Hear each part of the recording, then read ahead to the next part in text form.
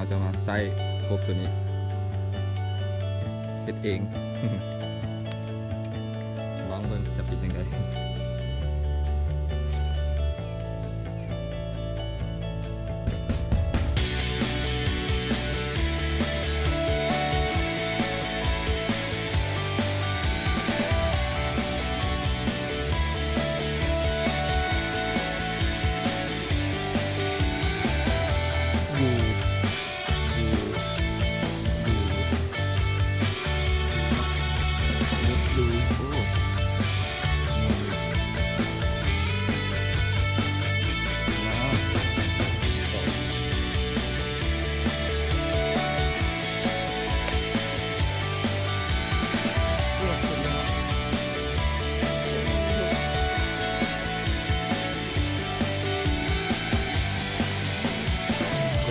เฮ็ดเอง